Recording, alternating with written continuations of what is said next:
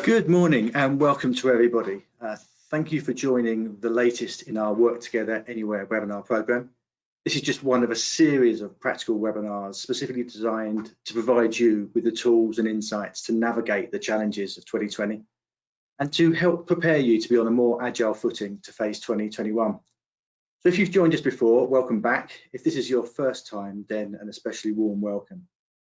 Now, if you've joined this particular webinar, it's because you want to hear from the customers that we've lined up on this roundtable and not from Rico, so I shall be very brief.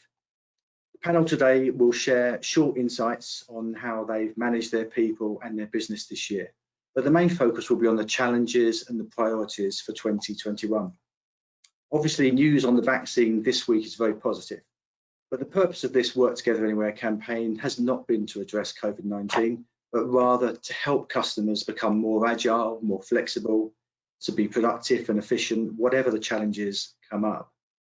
Of course, the coronavirus has not created flexible working, but simply accelerated a trend that was in full flow anyway. So whether it's a global pandemic or Brexit, train strikes, inset days, snow days, or car trouble, people and the organisations they work for are looking for solutions to work remotely, to develop process automation, to improve their IT infrastructure, especially around security, and to create better workplaces, be that an office or be that at home. Now, to get the most from this session, please submit any questions you'd like the panel to address. You never know, you may end up changing the prep that's been done. Please also take 2 minutes to answer a short survey. And finally, to access similar content, download the session handout. You'll find that on the Doc tab about halfway down your menu bar on the right-hand side. Now, the next slide shows what you'll find on this handout. Like I said, if you're on this webinar, it's to hear the insights of our customers, then the Conscious Workplace will be a great supplement for even more data on how people, organisations are thinking and feeling. And this report has had 4 key findings. That the #1 challenge is around happiness, motivation and productivity. Largely legacy workplaces are no longer fit for purpose. Communication and workplace processes have changed, and technology has become both an enabler and a blocker. So there's a webinar and there's a report, and you can find out what management and employees are thinking and how they are feeling. So that brings me on to the next thing, which is our webinar program. So here you can access up to 18 previously recorded webinars that are available to you on demand. There's ebooks covering both Reimagining Your Workplace and the Agile and Remote Working Guide. And there's additional thought leadership from Rico via our insights. So do get in touch with the account manager or via this email address. So what are the panel addressing this morning? Well, it really boils down to 3 key points. How their organisation has changed in 2020. What are the main challenges and priorities now for 2021? And what is the longer term vision looking ahead to 2022? But do feel free to drop in your own questions or simply a point of view on anything you can hear, Now, as you see from this next slide, and towards the right-hand side of the timeline, at this point, the focus is very much on reimagining your workplace. So, or as the changing from making do to making better, or as the CBI call it, build back better. So creating workplaces that are both smart and safe is key to this. Adaptability, agility, flexibility, with no compromise on well-being or productivity.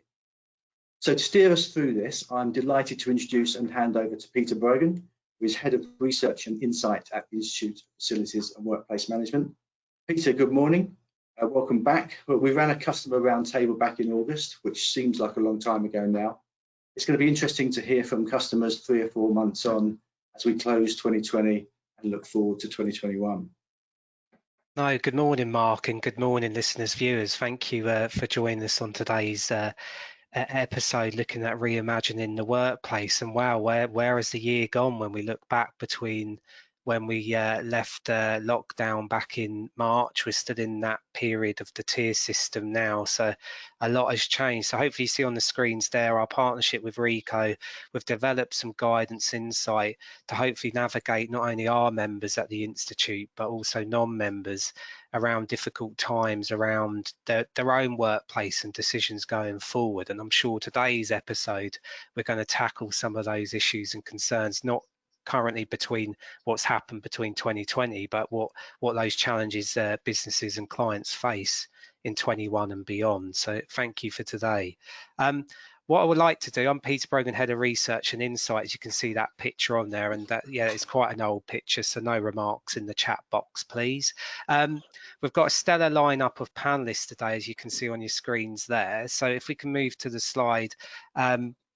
What I like to do on these is, in terms of webinars, is not to go through long bios. I like them to come from the individuals themselves, but rather have a massive discussion about a reflection piece, which is important. As I said, the emphasis of today is a little bit about the current status and looking forward. However, I'd like to introduce Mark Williams first. I will go across the screen, the individuals as you see on the screen. Mark, if you could kindly just do an introduction to yourself for the audience viewers today, but in the meantime, answer a question that we've got around how was the changes for your organisation people through between March and December? What were the changes your organisations had to face? So good morning, Mark. Good morning. So I'm now head of corporate services because one of the changes is the department name.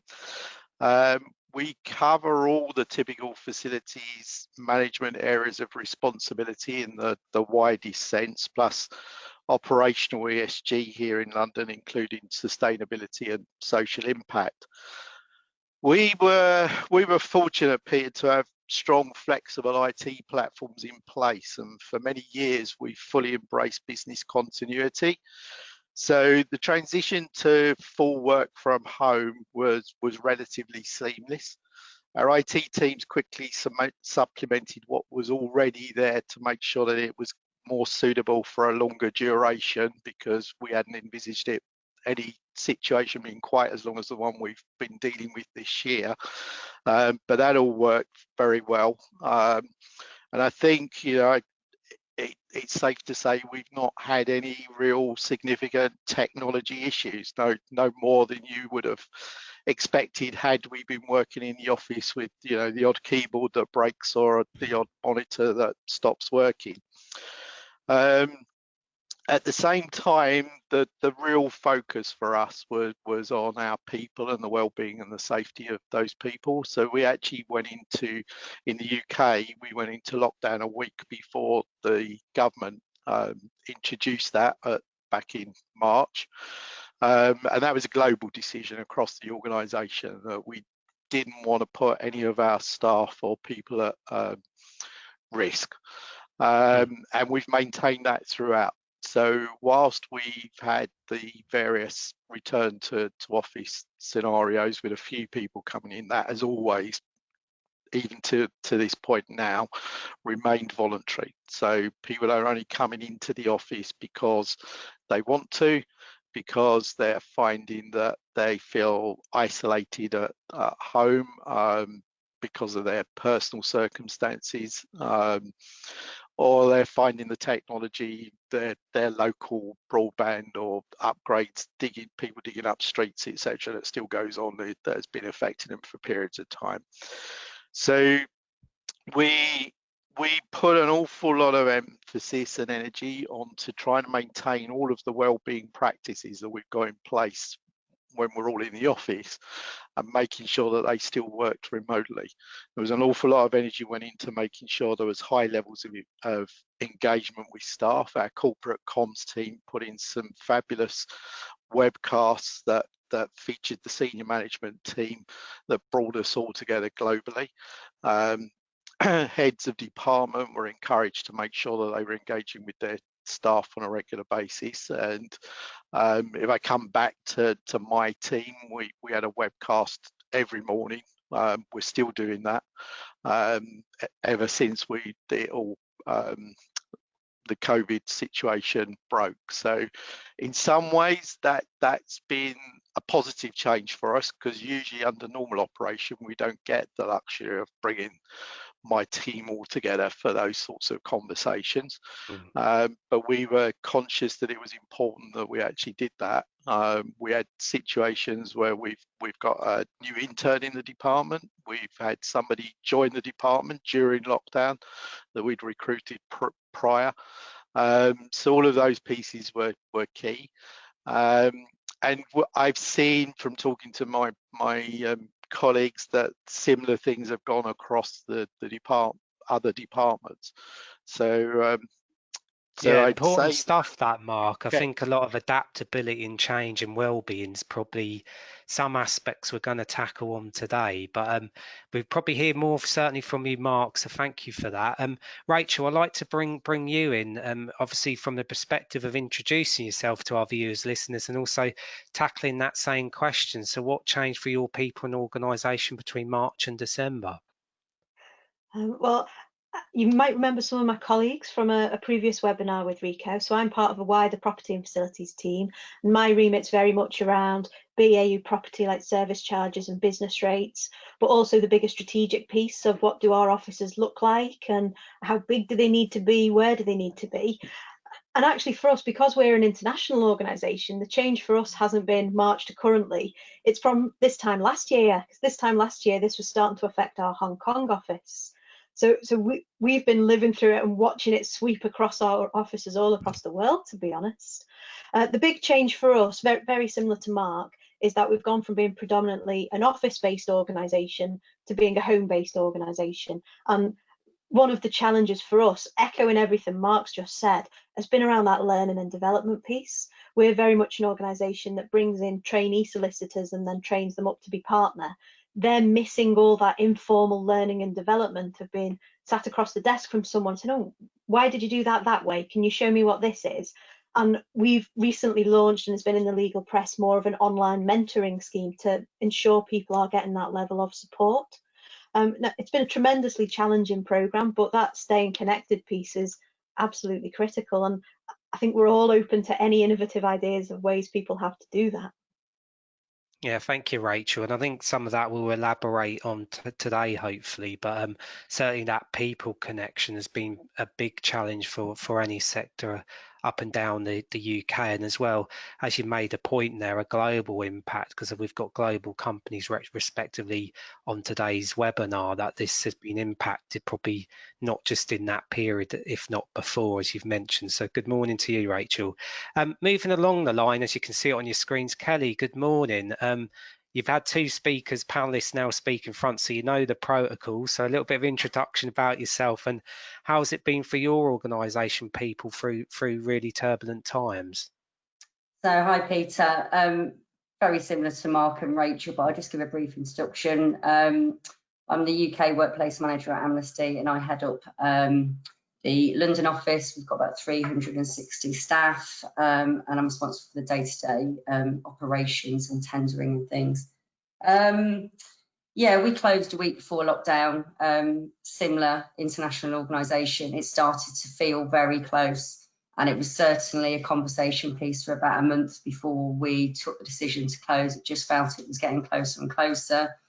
We already had good agile working practices, but we'd never all worked at home en masse. You know, the core staff, my team, we'd never worked at home. We had reception working from home, and it all went really well. Obviously, we had no issues with IT. They did ramp up a program to move to the cloud. Obviously, they rolled out Teams far sooner than they were planning to, but it's all worked really well. And then I was responsible for leading on the grounds of the, return to work. So we've got quite a big building, but what we decided to do was, to me, it was really important that there was a physical change, because I was asking staff to really change their behaviour in an environment that they were familiar with. So we removed all the desks. We previously had 130 desks. We removed all of them and placed 30 desks, all 2 metres apart. So it felt very safe. And to us, that was key for enabling staff to change their behaviours. No, thank you, Kelly. And yeah, change behaviour is, I think, adaptability is the word for not only businesses in terms of transformation, but in a case individuals in terms of how they adapt their behaviour through that period. So thank you for that. So John, with IT's been referenced a couple of times by the panelists and no problems at all. So without pigeonhole or labelling you, with your job title there, John, the IT perspective is always good. But good morning, John. If you could give an introduction to your dear self, as well as how has it been for Rico in terms of that period between March and December? Yeah, morning, Peter, and morning, everyone. It has been well, what hasn't changed in 2020? Probably a more apt question, I think. For us at Rico, I mean, my role and responsibility is to run the IT, communication, workplace, and business process services within the UK. And really, one of our points that has changed is, our business has got a number of elements to it. We're a global organisation in 200 countries with 100,000 employees, and I think our CEO said quite early on that probably what we knew was going to happen in 5 years happened in 5 months in regards to our print business. So fundamentally, people not in the office are really a huge impact on that element of our global business. We'd already were transforming into a digital services organisation, and I think what's happened in 2020, that is just been accelerated by what's happened with the pandemic.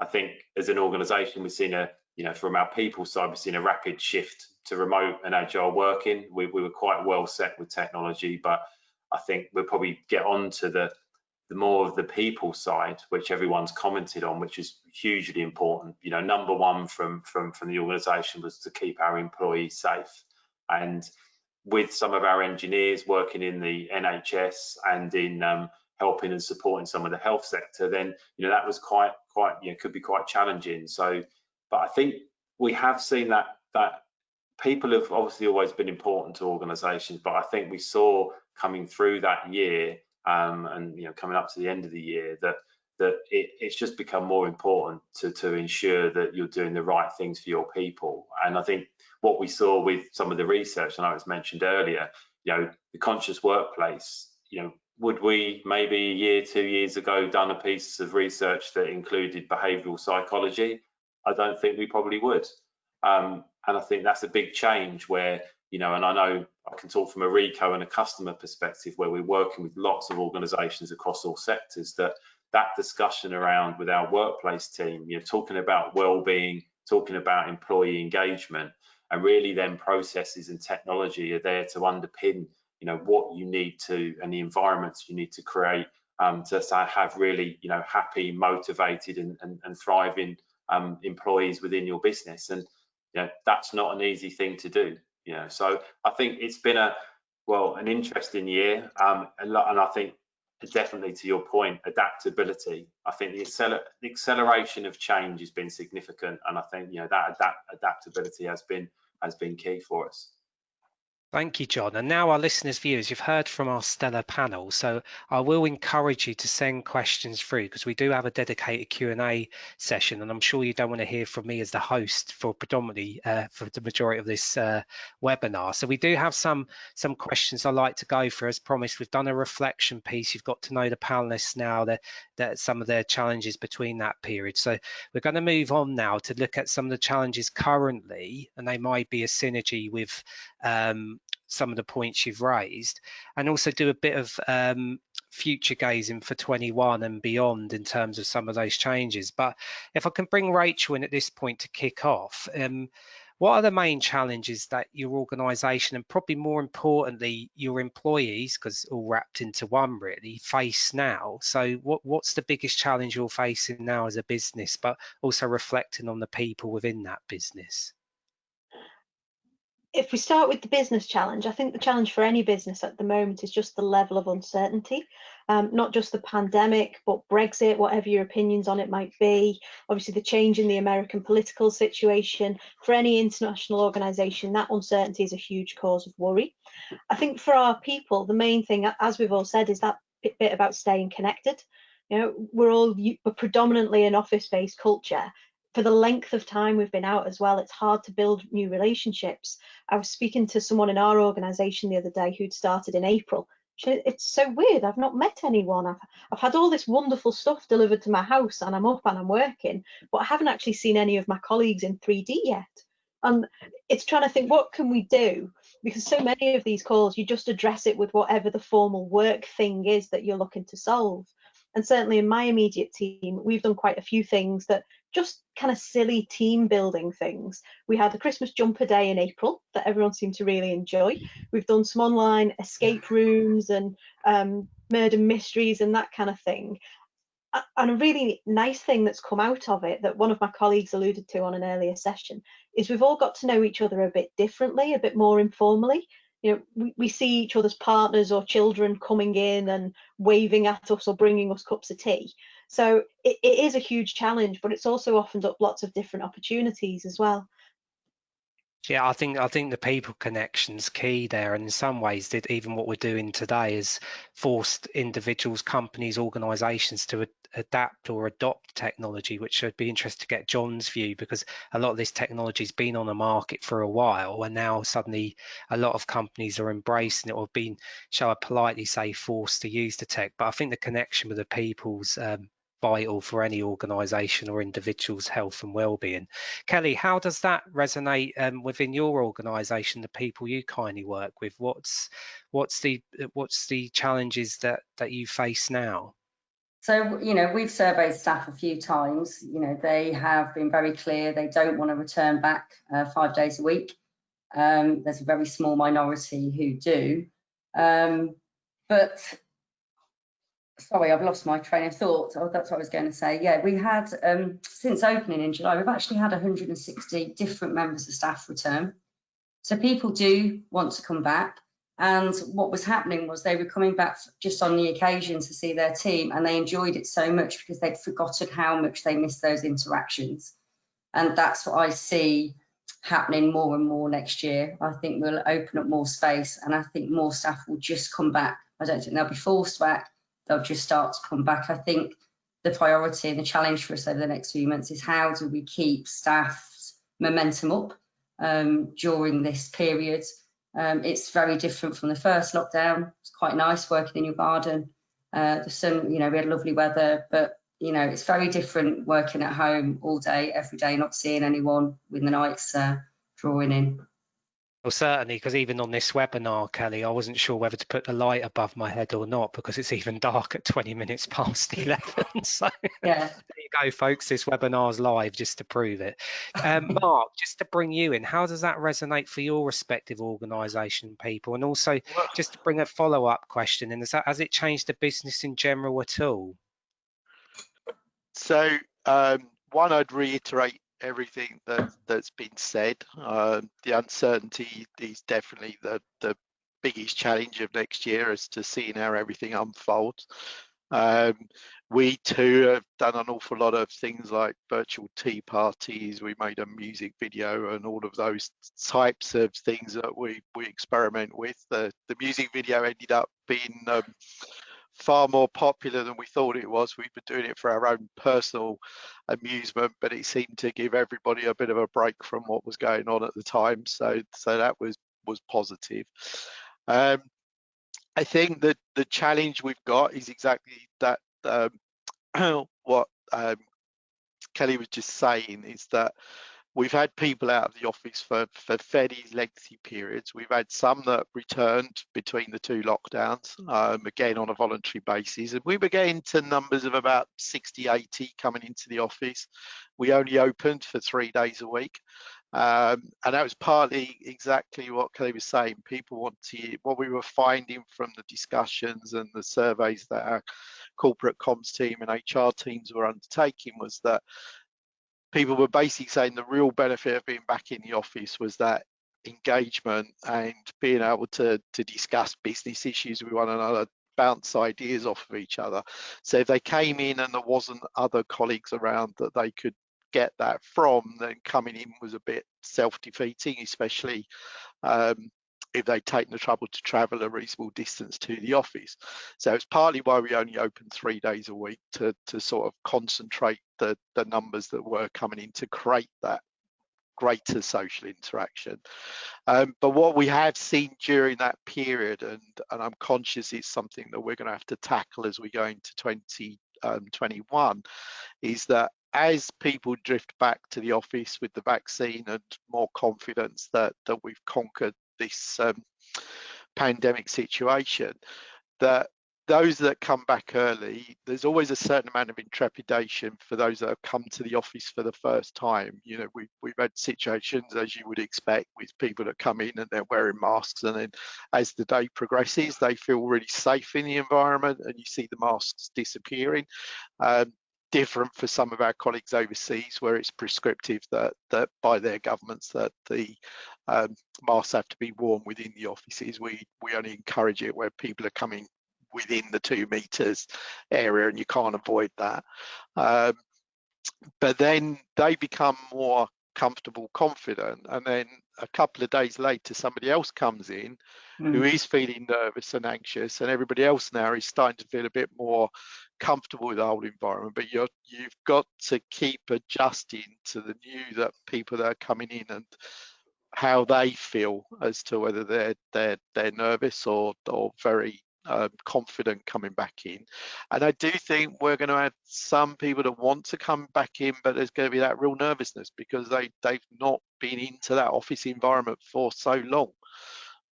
So that are the sort of challenges that we see, and we're working through and discussing those now as to the way we can, in essence, be all things to all people as best as we can. Yeah, I think that's interesting, Mark, and certainly resonates with what Kelly said in terms of that. I guess fear of the unknown in terms of the office, which was a familiar environment, but no doubt, again, without overusing the word, how that office is adapting to meet those needs going forward. So that brings John in, if you don't mind, John, in terms of I guess from a RECO perspective, and I don't want to label you, obviously we mentioned the IT aspect, but how has it been from an IT perspective? I referenced the point around how this has probably fast-tracked people to embrace tech. That's many of the technologists at the Institute tell us that has been on the market for a while. How has it been from an IT perspective? But predominantly the question is linked to the organisation RECO. So how has it been? Well, I think, Peter, what's happened is lots of different organisations were in a different place. You know, when so we were in a good place from a remote working perspective. We could pretty rapidly, everyone could work from home, and it was not an issue. We had the technology there. I think if I look at there is still the challenges, then sort of, again, it comes back to the people side, and I'm sure we'll sort of see this more where, you know, managing teams and collaborating and connecting with people in a virtual environment as opposed to what most managers are used to in a traditional sense has been a challenge for lots of organizations. I think if you look at, and then we're in this place now where this sort of level of hybrid, you know, home and workplace. And I think, you know, if you look at some of the research that we did, you can see that I think it was 84% of managers, 73% of employees were concerned about the physical workspace, and how, you know, organizations then can really get that in the right place so that they can get their employees back in a safe way, but also then have that agile model where if some people are at home, which they will be a much higher percentage than previously, and there's people in the office, that you've got that level of connectivity and collaboration that actually works. And I think that hybrid model is going to be, you know, where we're talking to customers is really important for them. They want everyone to have the right level of experience. I think one thing that has happened for a majority of people, when they have got the technology, it's worked. So the level of collaboration, I know for us being a global organization, it's made the world a lot smaller place, you know, and a lot more collaboration, I think, has gone on between teams across different countries as well as in the UK. So I think the technology is absolutely there. You need to ensure that obviously you've got people that know how to use it, but there's other pieces that fit to that around processes that need to work, because often we found with some of our clients that when you've moved to remote working, some of the physical documentation, some of the physical processes are broken because they're not been designed to work across a digital and a physical world, and it's a case of we've got to then re-engineer and adapt those to make sure that they work.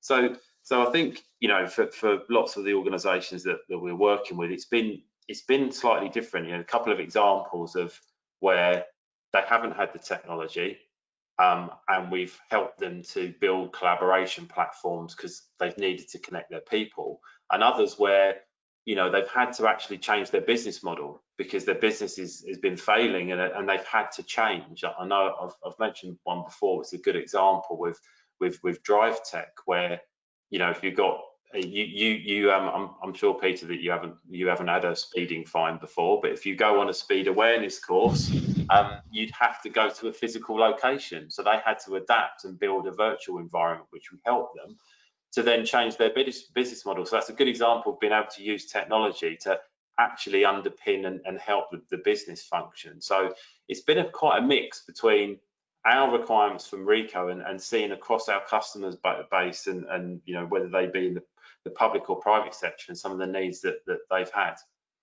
No, thanks, John. And I think certainly the challenges that's been raised by yourself, John, Rachel, Mark, respectively, as well as Kelly, are key, and we're getting some of those challenging questions around the challenges coming through. So I want to thank the audience for sending those through, because I can see them flooding in. So very good.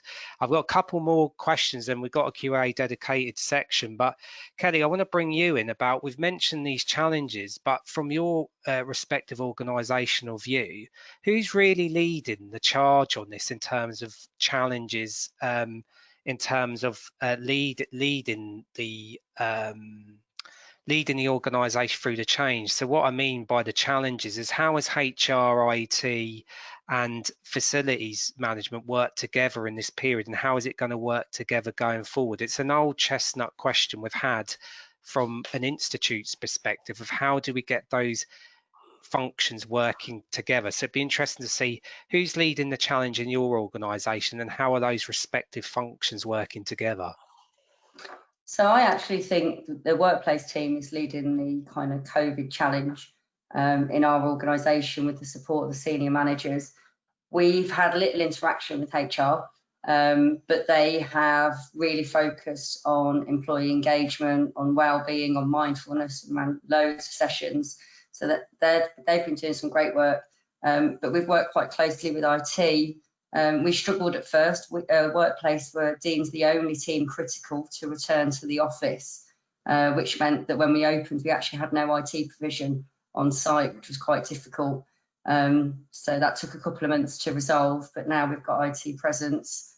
I'd say it's us, and I'd say it's still going to be us in 2021 and 2022.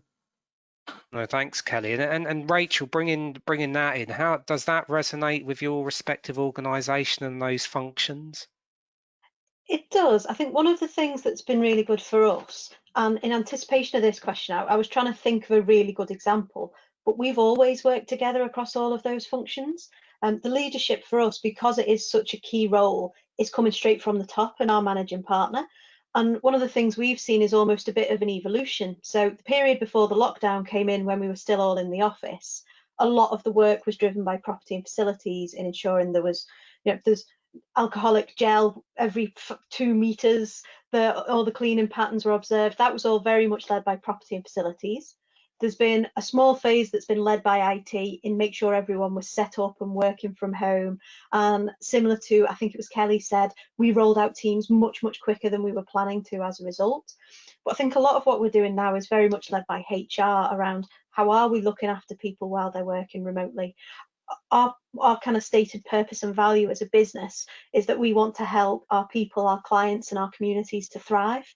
And it's not just about surviving and still doing work, it's doing whatever we can that people can thrive in this really difficult, uncomfortable scenario.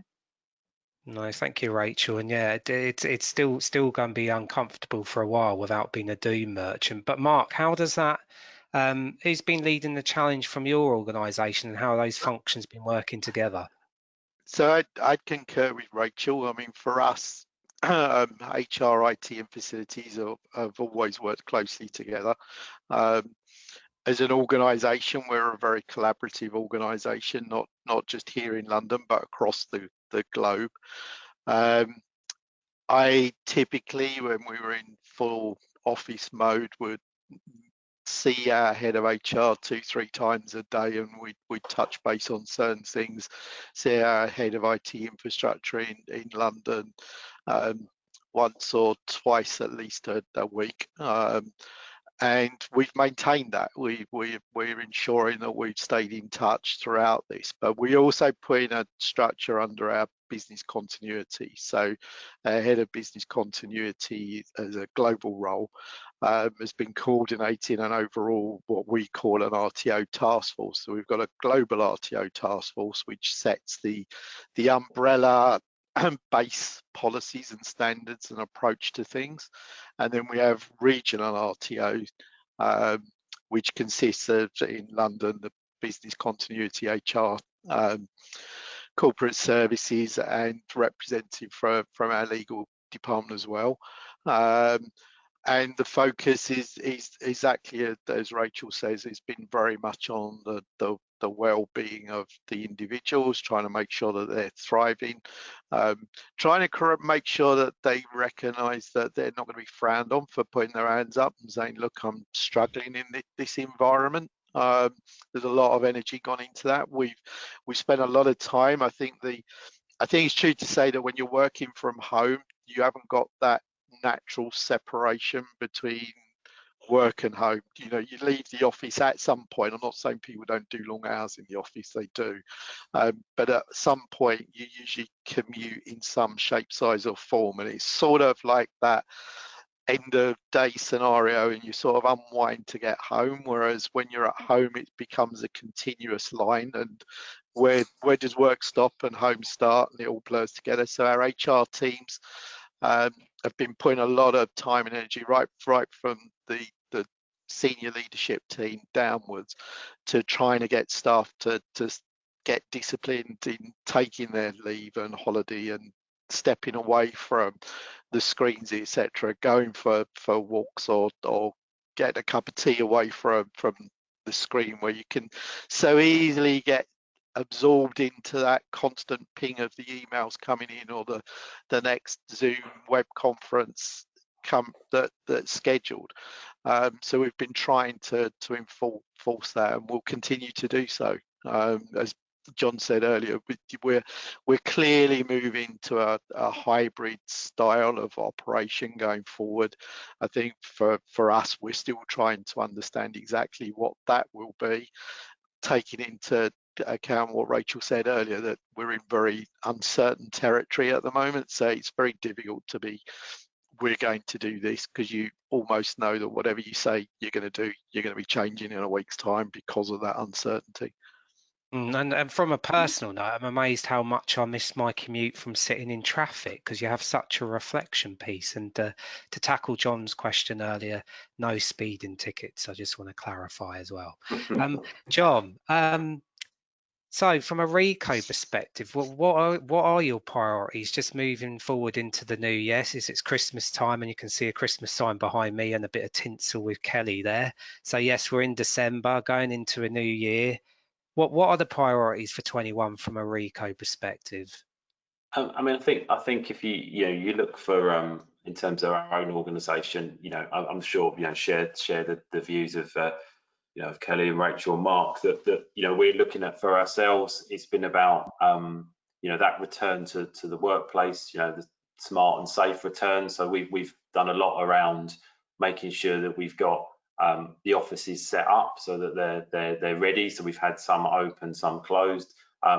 We've obviously had the ability for everyone to work at home. We've looked at use of technology to help that experience. So if I want to go into the office, I can easily book a desk, but I know that I can book that desk and it's in a system that's already accommodates social distancing and those things that it's safe. So all the other things around safety have been really important, because I think that dynamic of people have felt safe at home and to get them back to return to the office, they're going to still need to feel safe, and you've got to sort of show what measures and things that you've taken to keep their safety as they come back into the office. So that, as I said, safety has been the #1 key for the organisation. I think to the point on how we've done it, it's very much from it does include the functions, the senior leadership from the CEO and HR and IT is very much working together to get that right, because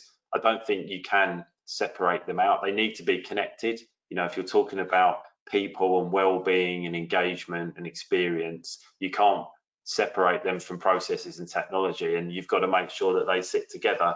And I'd say with our customers, I think our workplace team has been spending a lot of time talking to customers around what their plans are, because it's been very, very difficult. That the level of uncertainty, it's quite uncertain, but I think at least you can, with your employees and also with your organisation, by bringing some semblance of you've put your plan, you've built your strategy, then at least, even that has to be adaptable and flexible, it makes people feel that actually I feel slightly more comfortable now about where we're going and what we're doing. So I think we've seen a lot of customers that have either built their plan, or we're helping them with those things and connecting the pieces between people and process and technology. So yeah, it's been a really interesting time with out there with the customers in terms of where they are and how we can help. Thanks, John. And Kelly, you mentioned earlier from your organisation perspective the survey, and there was obviously concern from respect to your employees coming back. I guess I could be as bold to say, I guess that's a priority for you to get back people into the office at some point, but without putting words into your mouth, what is the priorities for 21 for your respective organisation? So whilst conversations have taken place about how this might change us, Amnesty are very keen not to make any decisions during the pandemic. I think ultimately they would just really like people back. I think they're very supportive of flexible working, but we're an office-based organisation. That's ultimately the goal. 2020 has been incredibly reactive. For 2021, I've got a roadmap, I've got key dates. I mean, obviously it's all open. We may need to be flexible, but at least we've got a strategy that we're working towards to enable more people to come back. And I really strongly think that they will. They won't come back 5 days a week, but they will. I mean, in the summer, during the Eat Out to Help Out scheme, we were reaching capacity nearly every day.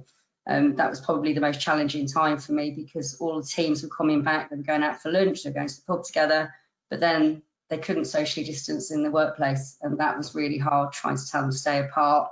So I think that's going to be a bit of a challenge in 2021 for us as we open up more space and staff get excited about seeing their friends again. Yeah, definitely. And I think, Rachel, I asked the same question, but is there any timescale being put on this, or is your respective organisation, in terms of the priorities of bringing people back, is there no organisation's been that bold yet? Is there a target? There isn't for us. We're consistently following the government guidance, whatever it may be. We have made, similar to Kelly, we've made the allowance that if anyone needs to be in the office because there's something they can do better there or for their own well-being, they're welcome to go in. But it is all still on a purely voluntary basis. I think, obviously, the law is quite a traditional sector. And while we had always encouraged flexible working and home working, I still think for many of our lawyers, home working was what they did of an evening or a weekend rather than in a weekday. And so I think this has probably accelerated for us changes that we were already looking to make in encouraging that ability to work remotely. At the end of the day, work is what you do. It's not where you are. We all use the phrase going to work. And I think for a lot of our people, it's broken that connection a bit. Where we're looking at different office fit outs and office moves, I used to have to go in and sell how wonderful agile working could be. Whereas now my stakeholders are saying back, well, when I come into the office, it's to engage with colleagues, it's to engage with clients, it's to do learning and development stuff. If there's something I need to get my head down for, I might do that at home. Now, there isn't one size fits all. There's one of my team who's been at home with a 3-year-old and a 4-year-old during this period. She's desperate to get back into the office. So for us, it's very much about treating our people like adults and giving them choice to do what's right for them.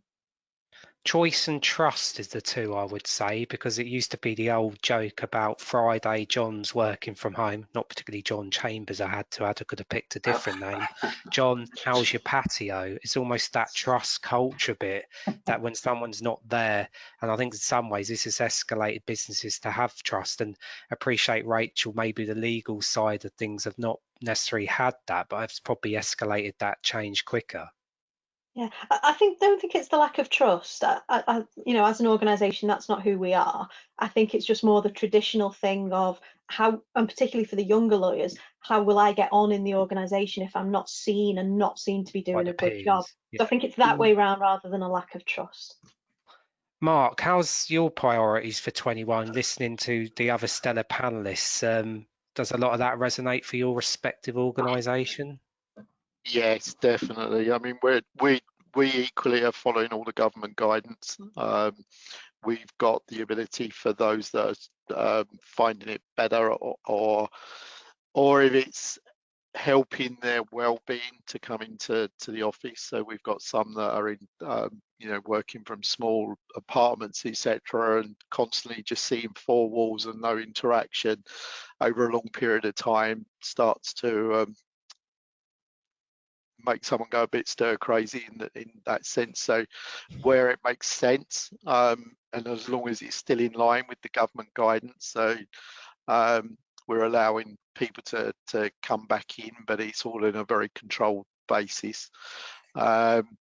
We haven't set a time frame. We're constantly watching how things are developing around the globe. As a global organisation, we have to look at the whole global situation as well as what's regional or local. So we're just continuing to make sure that we've got all of the various facilities and processes in place that support those that are still working from home, which is at the moment the majority. You know, we're probably less than 5% coming back in London anyway. There's a higher occupation in PAC Asia, for example. The scenario we've also got, and a phrase I keep sort of banding around at the moment, everything we've put in place in the office, so every other desk is occupied, because that gives us the 2-meter distancing. Recommendation and guidance, and with vaccines, etc., that shrunk to 1.5. Everybody could sit at their own desk because there's then a 1.6 meter gap between people. But all of the processes, the one way, that sanitizers, etc., are all in place. So we're quietly confident that what we've got in place, both for those working from home and those in the office, is going to work and support what they need to do for the business. But we're not complacent, and the team are very much geared towards the fact that things are dynamic, that the uncertainty that's around, there's constant changes in practices, etc., and we're alive to that. You know, that as I said before, the organisation is very collaborative, so everybody's watching their particular areas of networks and information flows and sharing it with everybody else, so that we hope we're keeping in step with the way the world's developing and going forward. Occasionally we've been lucky to get a little bit ahead of it, and we're trying to make sure we definitely don't get behind the curve in any way. No, thank you, Mark. And obviously, I'm without being behind, I'm aware that we've got the webinar till 12, and I've got to go through the questions that have come rapidly through. But there is one more question I want to ask the panelists at the end as a wrap up, and that's around the longer term vision. But I'd like to just move into some of the questions promised to our audience that have come through. And thank you for those that have sent questions through. Thank you, Ian, in terms of your question, and I'm going to open it to the floor, so please jump in, panelists. His question or point is there any standout insights from outside the UK in terms of transitioning the post-COVID workplace arrangements, sizing and change blender work settings? So I don't know, Rachel, you mentioned your organisation and your respective offices in Hong Kong. Were there any lessons learned from what happened there that you adopted or changed in the UK? We took a lot of the people management stuff, because obviously people are people, whatever jurisdiction we're in, and the key thing is looking after people. One of the interesting things for us has been in mainland Europe, there's still very much a culture of a cellular office. So the fact that we've got so much more usable space in there because everyone's in their cellular office, they're socially distanced. Whereas, as you say, we're, much as I hate the phrase open plan, in every other office where we are open plan, like Kelly says, everyone's sitting at every other desk. So that was really interesting. But people are people at the end of the day. It's all those behavioural lessons and the emotional support that we have to give people has just been consistent across the globe. And is any other panelists want to come in on that? Is there any lessons learned from outside? Was there anything from a RICO perspective, John, that you learned from, say, obviously Japan, where obviously your founders were? I think, you know, we were in touch with you know, especially with the operating companies in EMEA and back from Japan. I mean, in Japan, you know, it was a very quick switch to you know, to out of the office. I think it's probably the approach in most of our countries has been to make sure it is a sort of smart and safe return, so that, you know, you're not putting anyone, there isn't a pressure on people to do what they're not comfortable with, but also there's that from an organisational perspective, ensuring that we've got the offices set in the right way so that people can come back in safely, but also we are encouraging still, you know, the agile and remote working. So I think there's been a consistent approach to keep, you know, to that smart and safe workplace.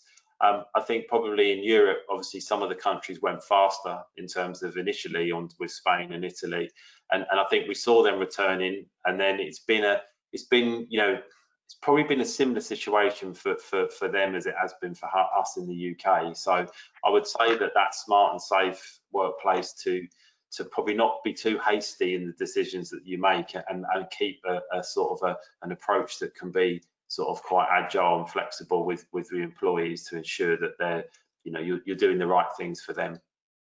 Thanks, John. And I'll bring you back in on this question, but I will let Kelly and Mark and Rachel have an opportunity to answer this. Thank you for the question, Jason. He's asked, what is the panel's thoughts on employees working remotely, which has been referenced a lot on today's episode, but the increasing threat of cyber attacks from employees using different collaboration tools. So as I said, John, it'd be interesting to get an IT perspective on that. But Kelly, Mark, Rachel, is there any viewpoint on that? Is that a concern in terms of this home working and, as we call it, remote working? So I don't know who wants to come in first on that. Is it actual concern for you guys? Oh, should I dive in there a little bit? Go ahead, Mark. Yeah. So cyber, you know, wherever you're working, in exactly what Rachel said earlier, the work isn't a place, it's something you do. That cyber follows the work, and I guess the issue is that when you're working at home and slightly more in isolation at times, it's probably not necessarily being talked about as much as when you're all in the office together. But for us, we've kept the awareness very high. We've had some online training sessions that our information security team put out to everybody, and we've just tried to keep the awareness there so that people don't lose sight that all of the things that they know about in terms of cyber threats and attacks, etc., within the office apply just as much when you're at home, and sometimes even more in the current situation, because those that would take those sorts of implement those types of attacks are trying to seize the fact that we're all distracted by other things at the moment, so our guards might be down a little bit. Is there any viewpoint, maybe Rachel, from your respective sector organisation? Is there a fear around this with collaboration outside? Is that a concern? I should preface this by saying I am a complete technophobe. But what I would say is that I think cyber is a risk at any point, whether you're at home or in the office. And I know our IT security team work really hard to keep us at the cutting edge. I would add to that it's not just a cyber concern, because not with everyone at home in an organisation like ours, which, while this has made us better, we're still very paper dependent. There's other information security risks. So in terms of taking home documents that you do need to work on, we're working really hard to make sure our people know to just bring them all back into the office for confidential destruction. Don't leave them lying around in your car, for example, rather than necessarily just putting them out with your bin, because you just don't know where that information is going to end up. So I think it's a much bigger problem than just cyber, but I think responsible organisations are working hard and are on top of the problem. And John, it'd be interesting, I know, and I didn't want to labour you as the IT, but I in am respect the IT. I'll turn to Peter. I'll turn IT to today on guy. this panel, what's your view on it? I'm sure it's something you speak amongst your colleagues and peers around cyber, and it is a massive threat in terms of where criminal activity has moved away from your traditional way of doing things. Shall I say that most crime is now conducted through cyber? What's your view on it from a RICO perspective? Yeah, I mean, it is a huge challenge for all organisations and for obviously for individuals as well from a security threat. So we've seen a significant increase in the amount of security that we're working with customers on. I think there's been a significant increase in ransomware. So we've been working with a lot of customers on some technologies around helping support them to protect themselves against ransomware attacks.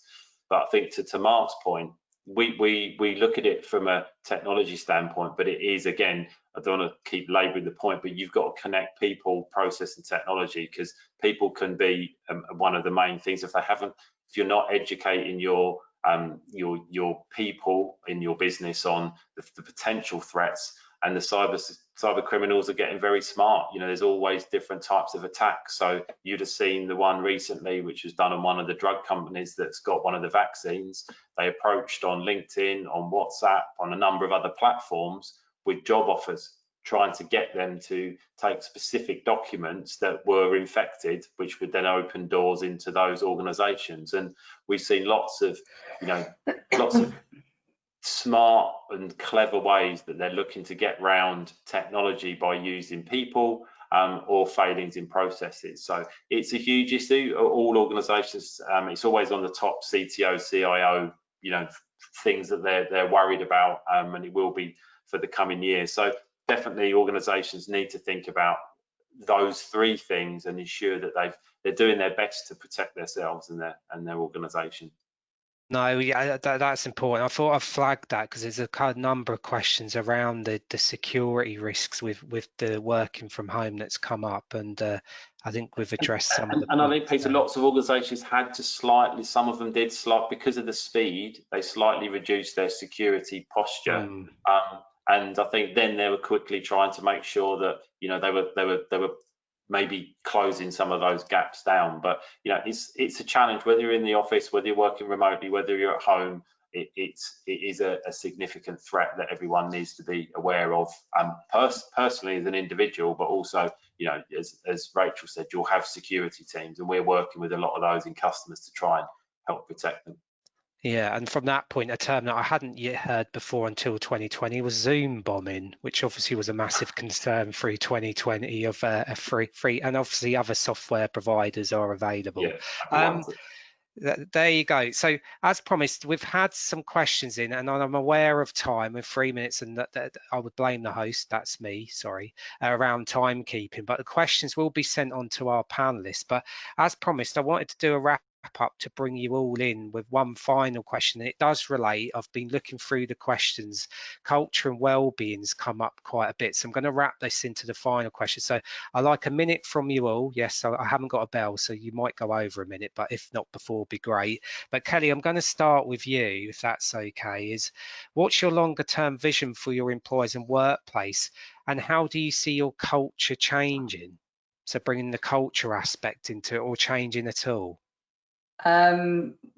We've been described as having quite a poor culture in Amnesty, and there's been a lot of work from HR and focus on wellbeing. But what the pandemic has done is actually really changed what was described, and this is in the public domain, as a toxic work culture to something very positive and something very kind. And I hope that we can build on that as more staff come back, and that we don't go back, and that we continue to build on all the good work that senior management have done, and remain connected and just keep being kind to each other.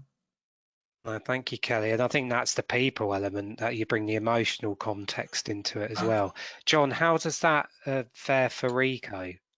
Yeah, I think from a Rico, it's a really, really interesting point. I think we've got sort of a set of values that we work to as Rico, that the whole of the organisation is focused on. I think one of the key things that we're really working towards is this concept of that fulfillment through work. So you obviously can't dictate a culture; it gets created by the people within the organisation. I think, you know, that link between the balance between, you know, work and home and life, then that fulfillment through work has been a really key pillar from our CEO in Japan that he feels is really important for us as an organization, and that helps to develop, you know, a culture where people, you know, are looking out for themselves, looking out for their colleagues, but also looking out for, you know, people outside the organization. So I think that's been a really, you know, is a really important thing to the sort of the values within our business. And I'm sure that that's something that's going to make an impact on the culture as we move through the coming years.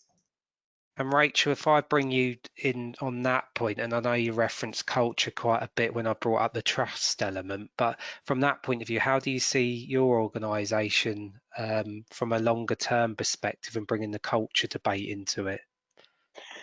To be honest, I think the best thing I can say about the culture at Evershed Sutherland is that I've been here 11 years now, and I originally came in thinking, oh, come on, I'll give it 12 months and I'll see what happens. And the culture and the atmosphere and the fact that it is a nice place to work is why I'm still here.